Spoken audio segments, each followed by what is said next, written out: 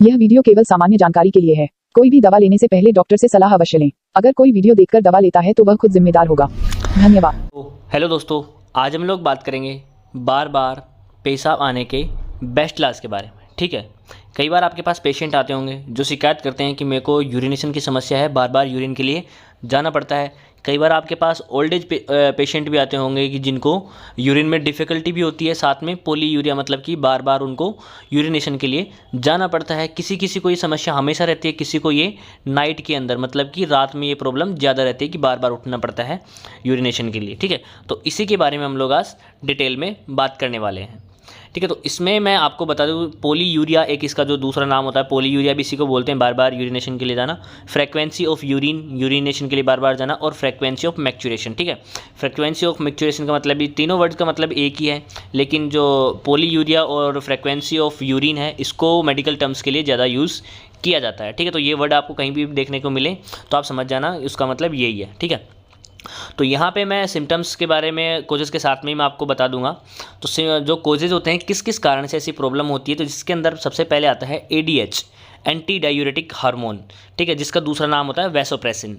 अब ये जो पिट्यूटरी ग्लैंड होती है, वहाँ से ये एडीएच रिलीज होता है। ठीक है, और ये क्या काम करता है, जो यूरिन है ना किडनी के अंदर, उसके क्या काम करता है कि जो ये वाटर है ना, वाटर को रिटेंशन कर लेता है। ठीक है, वाटर की वॉल्यूम को कंट्रोल करता है। लेकिन जब क्या होता है कि जब एडीएच कम बनता है, ठीक है, अगर एंटी डायूरेटिक हार्मोन कम बनता है, तो उस टाइम में क्या होता है, यूरिन से जो वाटर का कंटेंट है वो रिटेंशन नहीं हो पाता है और उसके अंदर वाटर कंटेंट ज़्यादा हो जाता है, जिससे यूरिन ज़्यादा बनता है और उसके लिए बार बार पेशाब के लिए जाना पड़ता है। ठीक है, तो ये इसके का एक कारण हो सकता है। उसके बाद में एनलार्ज प्रोस्टेट, जो कि ओल्ड एज के जो पर्सन होते हैं ना, उसमें ये प्रॉब्लम ज़्यादा देखने को मिलती है कि जो प्रोस्टेट ग्लैंड जो होती है ना, उसके अंदर एनलार्जमेंट आ जाता है, मतलब कि वो बड़ी हो जाती है, बढ़ जाती है। ठीक है, तो उस वजह से भी उनको बार बार पेशाब जाने की समस्या देखने को मिलती है। तो अगर किसी को एनलार्ज प्रोस्टेट की समस्या है तो उसको अपन यहाँ पे जो प्रोस्टेट वाला जो रीजन होता है वहाँ पे पालपेट करके प्रेस करके देख सकते हैं। अगर उसको पेन हो रहा है तो हो सकता है कि उसको एनलार्ज प्रोस्टेट है। ठीक है, उसके बाद में थर्ड नंबर पे है coffee and alcohol. Coffee and alcohol क्या काम करता है, जो एंटी डायूरेटिक हार्मोन होता है ना, उसके काम को कम कर देता है, या फिर जो कम रिलीज़ होता है ठीक है, अगर कोई कॉफ़ी ज़्यादा पीता है, अल्कोहल ज़्यादा पीता है, तो एंटी डायूरेटिक हार्मोन कम रिलीज़ होता है, तो सीधी सी बात है फिर वो यूरिनेशन ज़्यादा होता है, यूरिन का प्रोडक्शन ज़्यादा होता है।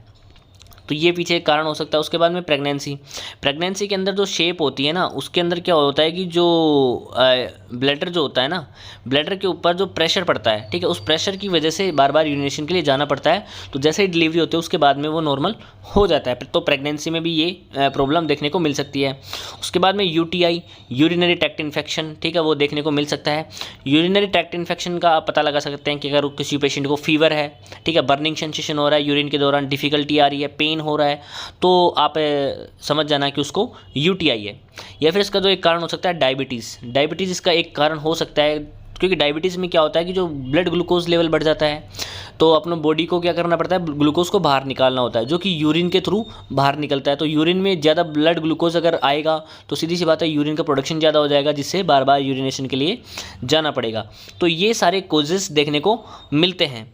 अब बात करते हैं इसके डायग्नोसिस और टेस्ट की, कि किस तरीके से डायग्नोस कर सकते हैं कि आखिर जो उसको जो समस्या है बार बार यूरिनेशन की, वो किस वजह से है।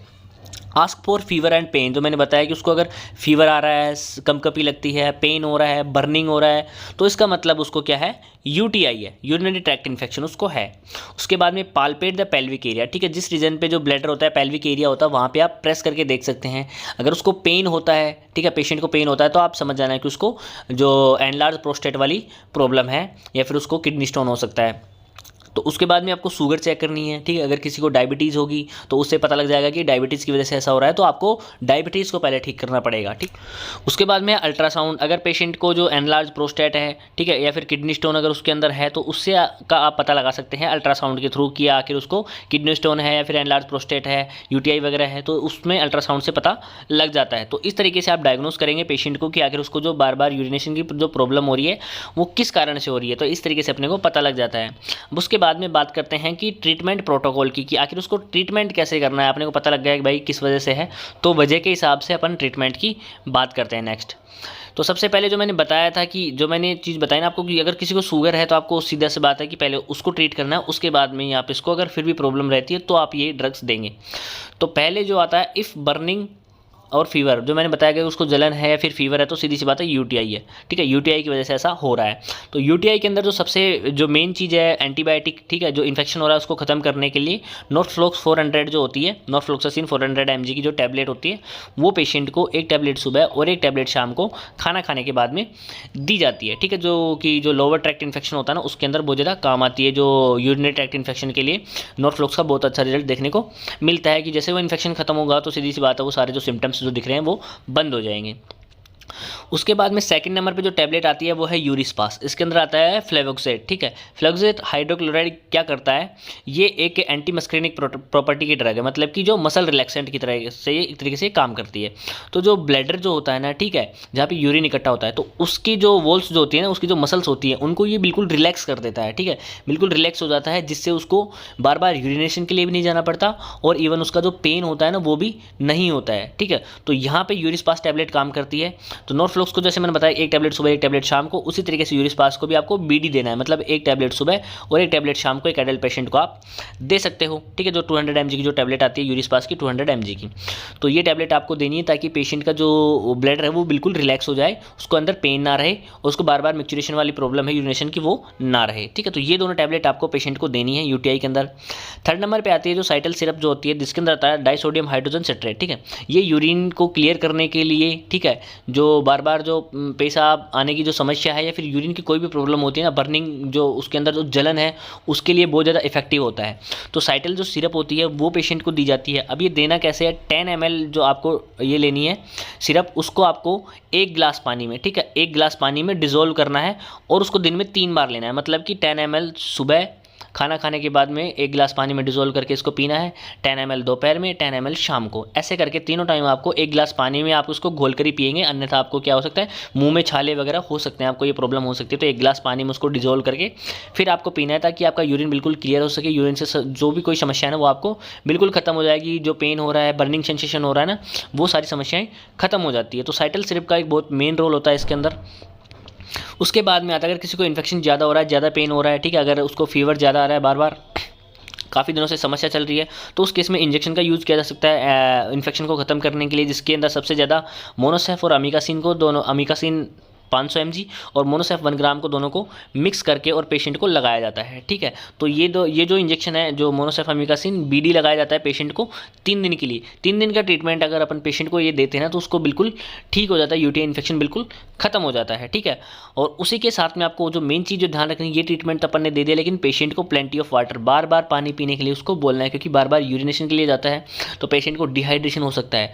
तो इसके लिए उसको जो है बार बार यूरिनेशन की प्रॉब्लम हो या नहीं हो, प्लेंटी ऑफ वाटर मतलब बार बार उसको पानी जरूर ही पीना है, ठीक है। तो इस चीज़ का आपको ध्यान रखना है कि उसको पानी के लिए भी आप बार बार जरूर बोलेंगे कि आपको हमें दिन भर में पानी पीता रहना है, ठीक है। तो इतना ट्रीटमेंट दिया जाता है अगर किसी को यूटीआई की वजह से फ्रीक्वेंसी ऑफ यूरिन की प्रॉब्लम हो रही है उस केस में। उसके बाद में आता है कि अब किसी की एनलार्ज प्रोस्टेट की जो समस्या है, ठीक है, जो एनलार्ज प्रोस्टेट जो ओल्ड एज में जो ज़्यादा देखने को मिलती है अपने को, कि और ओल्ड एज में क्या होता है कि जो नाइट के अंदर ये प्रॉब्लम ज़्यादा देखने को मिलती है, कि दिन में ऐसी प्रॉब्लम नहीं होती, लेकिन रात के अंदर जो फ्रीक्वेंसी होती है ना वो उनको ज़्यादा परेशान करती है। तो आपको समझ जाना चाहिए कि अगर वो पेशेंट रात को ज़्यादा जा रहा है, ओल्ड एज है, तो सीधी सी बात है उसके अंदर एनलार्ज प्रोस्टेट की प्रॉब्लम हो सकती है, ठीक है। तो उस केस में अपने को क्या टैबलेट दी जाती है, यूरीमैक्स जो 0.4 mg की जो टैबलेट होती है उसको रात को मतलब कि खाने से पहले उसको रोज़ाना की एक टैबलेट होती है वो देनी होती है, ताकि जो उसका जो प्रोस्टेट एनलार्ज हो रखी है ना, वो एक तो पहली बात तो वो उसको एनलार्जमेंट जो अगर हल्का फुल्का है ना तो टैबलेट देने से ठीक हो जाता है, उसको साइज़ ठीक कर देती है और उसको रिलैक्स रखती है, पेशेंट को पेन भी नहीं होता है। तो यूरीमैक्स का ये काम होता है। उसके बाद में साइटल सिरप जो उसको यूरिन को क्लियर करती है एकदम, ठीक है, उसके अंदर कोई हल्का फुल्का इन्फेक्शन है, अगर उसको पेन हो रहा है, सेंसेशन बर्निंग सेंसेशन है, तो उसको खत्म करनी है। साइटल सिरप आपको बिल्कुल वैसे ही देनी है जैसा मैंने अभी बताया। उसी के साथ में एक आयुर्वेदिक टैबलेट आती है हिम्प्लेजिया, ठीक है, इसकी एक टैबलेट पेशेंट को बीडी या फिर टीडीएस करके दिन में 3 बार या 2 बार दी जाती है पेशेंट को सीवीआरटी के अकॉर्डिंग, ठीक है। तो ये एक आयुर्वेदिक टैबलेट है, तो इस टैबलेट को भी पेशेंट को दिया जाता है एनलार्ज प्रोस्टेट के केस में, ठीक है। तो ये टैबलेट अगर अपन देंगे कि किसी ओल्ड एज के पेशेंट को, तो उसको क्या है ये सारी समस्याएं नहीं रहती हैं। लेकिन फिर भी अगर कई केसेस में क्या होता है कि अगर जो प्रोस्टेट होती है उसका साइज अगर बहुत ज़्यादा बढ़ चुका है तो उस केस में ये टैबलेट भी काम नहीं करती हैं। तो उस केस में आपको क्या करना है, आपको रेफ़र करना है सर्जन के पास में, जहाँ पे उसकी सर्जरी के थ्रू उसके जो प्रोस्टेट का जो साइज बढ़ गया उसको ठीक किया जा सके। तो उसके केस में सर्जरी करनी पड़ती है, सीधी सी बात है, उसमें ड्रग काम नहीं करेंगी, ठीक है। तो मैंने जो आपको जो कारण बता दिया, जिस कारण से जो एक तो यूटीआई की वजह से हो सकता है, एक एनलार्ज प्रोस्टेट की वजह से हो सकता है। तो ये 2 कारण जो मेनली जो होते हैं उनके दोनों ट्रीटमेंट की मैंने बात कर ली है। अगर किसी को आपको सबसे पहले शुगर चेक करनी है, इसका ध्यान रखना है, शुगर चेक करनी है, उसको शुगर है तो सीधी सी बात है कि वो उस वजह से उसको बार बार यूरिनेशन है, तो शुगर को आप ठीक करेंगे तो ऑटोमेटिकली ठीक हो जाएगा। तो और बाकी आपको अगर कोई कारण पता लगाना है तो आप उसके लिए यूरिन कल्चर भी करवा सकते हैं, ताकि आपको पता लगे कि पेशेंट को कौन सी एंटीबायोटिक अपने को देनी है, ठीक है, इसका भी पता लगाया जा सकता है। तो आज के लिए वो बार बार पेशाब आने के इलाज के बारे में सिर्फ इतना ही। आशा करता हूँ कि आपको अच्छे से समझ में आया होगा। फिर भी अगर कोई क्वेरी है तो आप हमें सीधी सी बात है कमेंट में पूछ सकते हैं, और लिंक मैंने डिस्क्रिप्शन में डाल रखी है टेलीग्राम की, वहाँ पे आप ज्वाइन हो सकते हैं। वहाँ पे आप बाकी जो लोग क्वेश्चंस पूछते हैं उनसे भी आपको समझ में आएगा कि यार कौन क्या पूछ रहा है, उसका क्या ट्रीटमेंट दिया जा रहा है, या फिर आपकी अपनी कोई क्वेरी है तो वो भी आप वहाँ पर पूछ सकते हैं, या फिर किसी टॉपिक पर आपको वीडियो चाहिए तो वो भी आप हमें कमेंट में बता सकते हैं। थैंक यू, धन्यवाद, जय हिंद, जय भारत।